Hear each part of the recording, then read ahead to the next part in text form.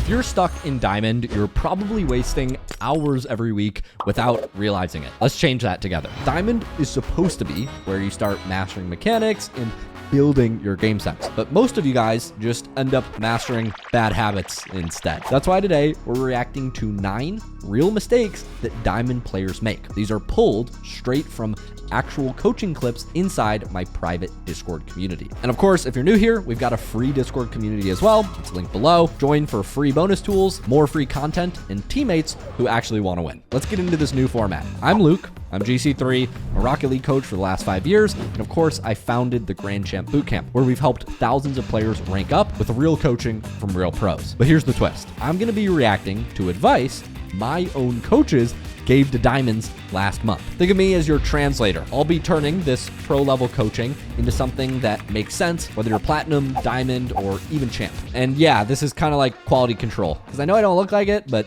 technically, I am the boss. So if their advice sucks, not only is your rank on the line, their jobs might be too. What could go wrong? This is a new format. I mean, come on, what could go wrong? So Rosie, the video guy, I hope you picked good clips. Let's get into it. Okay, let's get into the first 3. First 3 mistakes are going to be from Torment, former world champion, defensive MVP, hailed as one of the best defensive players in Rocket League history. Let's do it. Torment, what do you got? And once you're here, middle rotation. Support your teammate. So like you get these, this is good right here, but you see how you haven't seen what happens yet, and you immediately this mistake, right? Yeah, so this mistake is facing the wrong direction on the play. So when Torment says middle rotation, what he means is, yes, you're rotating around the middle, but generally you want to stay within, you know, what some would call this boost diamond. When you move this way, we're now facing the wrong direction on the 50-50. So you see, the only thing that's over there is the half boost. And I think that's what Chaotic is looking at. But if this 50 loses, your coverage, you're slow to cover back here. Whereas if you're in this exact same spot, but facing this way, you can cover, you can turn up and you can turn back. So this is facing the wrong play. Let's see what happens. The 50 is now happening and you actually looked away, I'm pretty sure, and went to the side, right? You just want to stay on this pad, and I would keep going back straight and then see the 50 happen. And then if the ball goes that way, you go that way. If the ball goes that way, you'll start going that way, right? And it depends how far it goes. Obviously, if it stays center as well and you need to make a save, you go make a save. Or you stay center so you can challenge if this guy keeps the ball. Like, you want to stay in the center of the field until you know you're able to commit to the side you want to go to. Because then you go over here and you see exactly what happens. I mean, it's basically just going straight in your net, I'm pretty sure. Yeah, it was just going in. You want to be thinking when the 50 is about to happen, when the ball is moving towards a collision, we are facing sideways, positioning flexibly towards the play, not away from it, even if there's a 100 boost. Okay, a bit of a tighter rotation. This guy could have shot. The threat right now, here are the 2 threats. This guy getting a pass or this shot going on target at your near post, and your teammate can't really cover it. It could actually go anywhere, but like think about your near post especially. And you're going out here, and you're right now the guy's up and you're facing this way, right? You need to be facing your net and already in that position where you could reach that for a save, right? So tighter rotation for sure. And a lot of people do this on. Yes, tighter rotation for sure. What he means by tighter rotation is, if we go back here, 2 seconds. Your net. You see he did this route that was very long where he swooped around. Now this is not bad. I like that he's staying on this side of the play as opposed to moving into the corner with the play. That would make this almost impossible. But a concept here, it's called timing your rotation. So you want to base this, like the tightness that Torment is describing. Don't take this out of context. You want to base the tightness of your rotation based on how close, okay, the ball is to being shot, or how soon the ball is going to be shot. So if the ball is going to be shot quicker, we're moving, you know, through here, and maybe we even go through the middle and turn up quick. If it's going to take a little bit more time, we swoop around and we grab this pad. If it's going to take a ton of time, you go for your corner boost. But you want to time your rotation as you're collecting pads with the speed of the play. And already in that position where you could reach that for a save, right? So tighter rotation for sure. And a lot of people do this on the way back. They do this like wide, like they think they have to go back post every time. And you can see it right here. You're in the middle of the field, which is good. And you're like, okay, I need to rotate to my back post. And this just looks kind of, doesn't it look a little bit almost goofy? Like it looks like why, like there's no reason for you to be there, but you've been told you have to be there. So that's why you go there, right? And this is very common because everyone tells you rotate back post, but it's not like a every situation kind of thing. What I would do is rotate down the middle, and obviously you don't want to do this and like drift in net. I don't think that's good, and you don't want to just be facing your net. So I would come out and do like a mini turn and like here almost. Yeah, so exactly what Torment's describing here, he's correct. He's drawing this line because the play is moving this fast. If the play was moving super slow, Chaotic's route could be fine.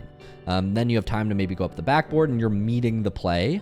You're arriving when it's coming, but Torment's right. You need to cut in more. Depends what you're expecting though, right? Because sometimes if there's a guy super wide for a pass and you think the pass can lob over, maybe you need to go a little wider so you can like cover that, like aerial for it and reach the ball before the shot guy. I would base your second man positioning a little bit on where their second man is and also what you think the first man can do with the ball. Because now he comes in, and frankly, this could have been a near post shot, right? That's why I'm saying it. And now you're back here. Correct. Torment, he's a G. He's a G. Yeah, he's a defensive player. Like, yes, correct. You don't need my approval, but. And before we get into the next section, if you're a platinum through GC watching, going, oh, I actually do all this stuff, DM my Discord account with the keyword help. That's HALP. I'd love to see if me and my team can help. Jokes aside, I'll have my free Discord, first link below. If you want to be like one of the players in these videos, I'd love to help you rank up. We got XD Joe moving into the corner. First thing is like, you're kind of challenging from like... Okay, whoa. This challenge is... not a great angle to start, but you also don't really want to, again, flip. Yes, you don't want to flip, but play this back. Okay, another one, two. Okay, so the issue is this ball looks like it's equidistant. All right, like it looks like he is as far from the play as are you, roughly speaking, but it's not. And this is a beginner trap. When the ball is moving in one direction, all else equal, the direction the ball is moving in, that team has possession. That team gets it for free. And so we look here and we think, oh, I can beat this guy to the ball. But what you fail to remember is the ball's moving towards orange. So at any point he can play it around you. And this is kind of a YOLO dunk that a good player will just beat you 90% of the time. We have to be mindful of that. First thing is like, you're kind of challenging from like, not a great angle to start, but you also don't really want to, again, flip into these challenges, right? When you're the second person to the ball, unless you're sure that your recovery is going to be good, this is to avoid leaving your teammate in bad spot. So Torment reads immediately that this guy's second the ball, and he's already going into the analysis of why you shouldn't challenge if you're second. I think that's very useful advice. What I would add is, for many of you watching that are diamond or below, you also need to be aware of when you are beat to the ball. Sometimes we don't even recognize when we're second. We just see the ball, we just go. Spots. So you see how the ball gets boomed, and you're now relying on your teammate to defend this situation, right? There's two people kind of pressing in your half now, and he's last. So you need to, again, maybe he can make this play, which like looking at the bottom, he definitely does not get scored on here. But you see how you're basically just putting the game in his hands entirely here, and you didn't really get any value, and you can't get back to impact the play at all, right? Yeah, I'm selfish. Not what I mean. Not what I mean. All right, I like Joe now. It's just more about like you overcommit basically. If you overcommit like this, it'll put your teammate in these spots, and you probably get left in these spots too. Your teammates definitely all do this, but the better you can get at not putting your teammate in that spot, the more you can kind of, just impact games, right? Because ideally you want to, like, maybe you're beat to the challenge, like the ball was here, and this guy's beating you, so you just go like this and you turn out. And now if you're really fast back, you can maybe demo the guy that's supporting out mid. Or you can go back and just like support your teammate, right? If you can match the speed of the counterattack, that'll help you in twos especially. Yeah. Torment saying, get GTFO, get out of there. When you're second to the ball, you can't be full sending like that. You're leaving your teammate in a bad situation. And think about, what can I do besides this challenge immediately after it happens, right? Next clip. Okay, here. Oh, we got another Joe clip. Now we're analyzing Coach Freaky, European pro, played on teams like Vitality, German pro, over 7 years in the RLCS. He has a blue tag, I don't. Okay, let's watch. This is a usual habit that I see with most diamonds, mainly because, again, it is not smart if you're thinking about continuous movement that you stop completely, turn around and build momentum this way, rather than just transferring your momentum. Okay, so I'm guessing what's about to happen here is Joe Smo's about to do a 180, and he's going to chase this ball after it was already hit back here, because that's what every diamond does. Like, the natural movement here is you hit the ball here, it's moving towards, bear in mind, it's moving towards this guy right now. PT's about to get the ball. So PT's going to get the ball. He's going to bang it this way. And then what Joe should do is he should rotate around like this and let his teammate go in. But what most diamonds do is they see the ball coming back at them and they go, whoop, I'm going to go get it myself. And they cut their teammate off, and then it's really awkward. What side are you supposed to rotate on? Opposite side of ball. Okay, so if the ball currently, let's just say here, we see like we're drawing a line through the middle. This is the left side, this is the right side. Which side is the play side? Left side. So if the opponent would now move the ball this way, which is very hard if he comes from here, totally get it, you could have just done this and reposition yourself. Now, if the opponent moves the ball into the opposite side, so essentially what happens, he drives this way, moves the ball that way, technically you need to move to the other side. So why stop if you could have just made pressure, and then when he hits it, you continue rotation. The problem that you create for yourself is you start driving forwards, you brake, you flip backwards or build backwards momentum, and you're still on the play side. How's your teammate ever supposed to challenge for you? What Freaky is getting at, and I think he's about to talk about teammates in a second, in Rocket League, you're stuck in this car. We can't go back and forth efficiently. It's really costly. You can do it in 1v1 when you have infinite boost, or when you have infinite boost. In Rocket League, we generally don't want to move in lines. We want to move in arcs, circles, these nice curves, right? Because we're a car. So build backwards momentum, and you're still on the play side. How's your teammate ever supposed to challenge for you now? I mean, I also don't think he was in that position to challenge. I mean, Not yet, no. Obviously not. He's not yet supposed to challenge. But how can he challenge now? How does he challenge? When does he challenge? Or he's driving into... we bump each other, yep. Yeah, see? Prime example. Yep. Prime example of what happens when we're rotating play side. Because if you think about the rotational cycle as like literally what it is, a circle, yeah? Like literally think about it this way. We're moving, like in your example, technically first man, second man, yeah? We're moving this way. Yep. So, second man needs to move up the order to first man. First man needs down the order, or like towards down the field. I mean, you get what I'm trying to say. I have no good directions, I guess, up and down, whatever. So if you essentially do this, you're rotating into your teammate rather than around him towards behind him. And then we're having...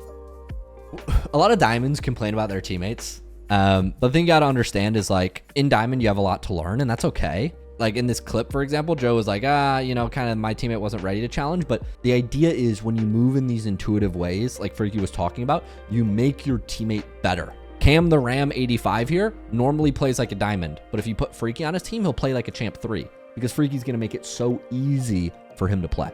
So be like Freaky in that way. That issue of like bumping into each other. It prevents all... I'm not saying be Freaky. I mean, you could. I don't know. This is a Rocket League video. See here, because you consistently, literally the moment you turn off ball cam, he's already in your face. Yep. Good job being receptive to that feedback, Joe. That's great. Nice. Opponent misses. Let's reposition middle. Come on, reposition. Help your teammate. As long as the middle is open, and this is another thing here. It's like, why move back if we're in offense?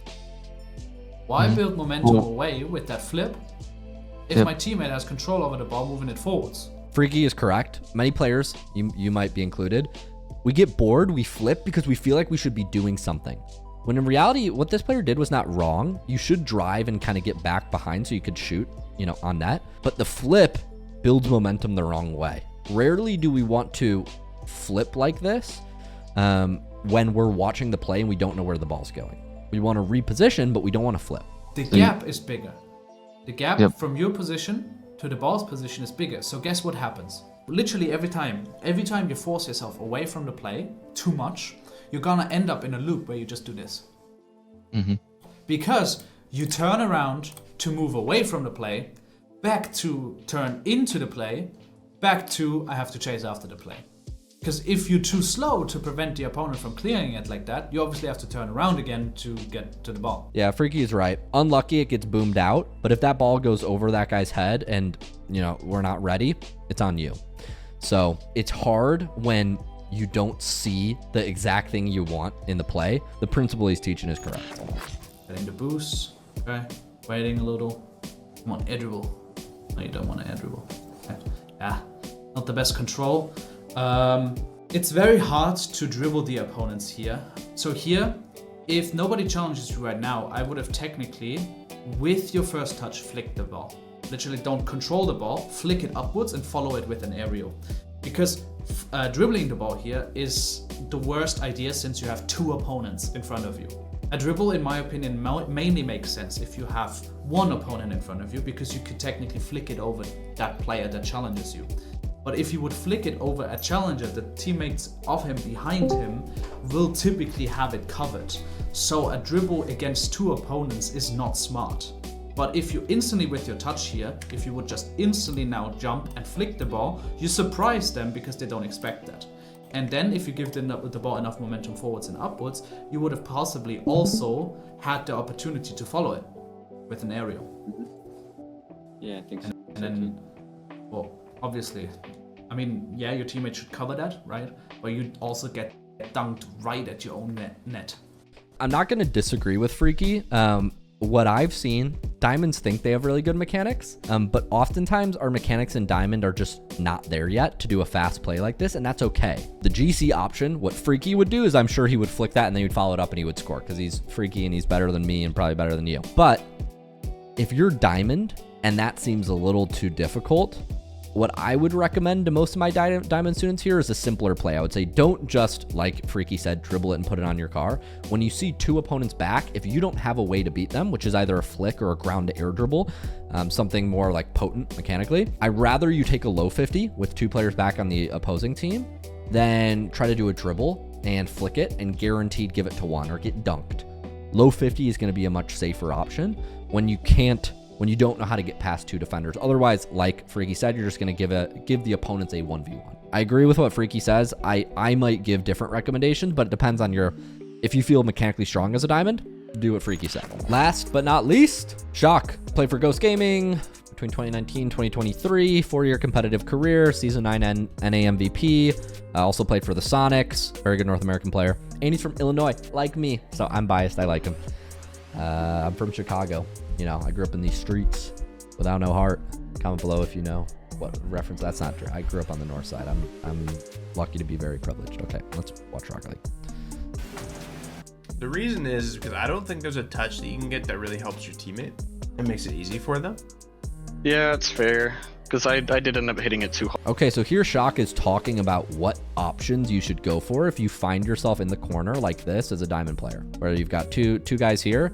What would most people do? They would probably just slam it forward, which I think is what Shock's getting at. Hard, which threw it over. So, yeah. Yeah, here I'd love to see bump.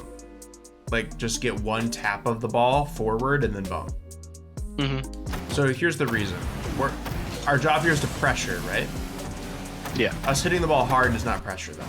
It just hits a circle. Yeah. Our teammate is not going to score that at this ring, right? Yeah, it was just kind of a mess up on me. Yeah, so the way that I view the best way to generate It is a little bit of mess up, but what Shock's saying is correct, and you can use it in more than just this situation. pressure here is tap the ball once, so it's like rolling towards the net. Yeah. And then drive past it and bump. Yeah, because that's what was going through my head at that point. Like, that's what I wanted to do. I just ended up hitting the ball too hard, and I was like, yeah, there's no point. It's already over. That's a dead play. I'll just go back. I would still bump, probably. It was probably a really free demo, but I understand. Just to kind of throw them off anyways. Yeah, I mean, you're still pressuring them by trying to hit them. So this kind of play is called running through. You have your teammate behind you, your first man, and you have no meaningful play on the ball. So I want you to just get one touch and drive through it and bump them and try to bring it towards net that way. And they're going to be really uncomfortable in the spot. When you see people near post like this, like near side, they're usually very easy bump targets because they're not going to be able to move with a lot of momentum. Shock is correct. His pro career was, when I talked with him about it, Shock was largely like a disruptor. There were some pros that really brought this angle onto the scene. Shock was one of them. Calm on version 1 was another pro who kind of got this reputation of just being a disruptor. Basically, they would play this game in such a way, like they wouldn't always be on the ball like you see Zen nowadays, but they popularized a style of Rocket League that crushed 2-3 years ago, that now kind of all the pros just bake into their gameplay on top of the mechanics. What you can steal from Shock and Calm is when you see a play like this in Rocket League where I can't air dribble from here, I can't do, like, there's nothing I can do with this ball in the corner. The best play is often, don't play the ball, play these guys. That's the idea. I wouldn't just go to the back post because you're getting your boost taken. So here's a spot where, like, we need to understand what the safest play is, right? So Rafa's rotating back here. We see one guy ahead of him cutting him off, one guy at the midfield. Teammate looks like he's saving the ball this way. A lot of people have a misconception because they've learned in the game for so long that they should always go back post when they rotate back. But that's wrong here.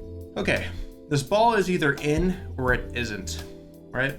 Yep. Only one of two things. So if it's in, can you do anything about it? Not really. No, because if it's in, you're not there to save it, right? Yeah. So you have to play like the ball isn't. So if the ball isn't in, where's it gonna go? To the center. Right. It's gonna come off the backboard at some capacity as it comes here into the center. So if the ball is gonna go out to the center, if it's not in, why would we go back post? Yeah, I get it. Huh. Right, there's no point. It's not where the ball's Yeah, there's going. no point. So the safest play here is not to huddle up and net. It's to, okay, if my teammate doesn't have this, I'm gonna cover the miss and I'm gonna go mid and cut it off. Is when we stop a shot from happening. The best defense is one where we stop the shot before it happens rather than saving one. So as you can see, you go back here, but you don't play as if it's a miss or coming off the backboard, which it does. You play as if, oh, I'm supposed to go back post when I rotate back, and now we're letting a shot happen, which you should have been there to cut it off. And now, because we let a shot happen, we cause a double commit. That's awkward, which immediately leads into a goal. And then we blame our teammate for missing and say, oh, these diamond teammates suck. These guys suck. Jokes aside, this is a really common three strategy, actually. A lot of threes players will do the same thing where they rotate back and they just hard stick to the back post. Jeez.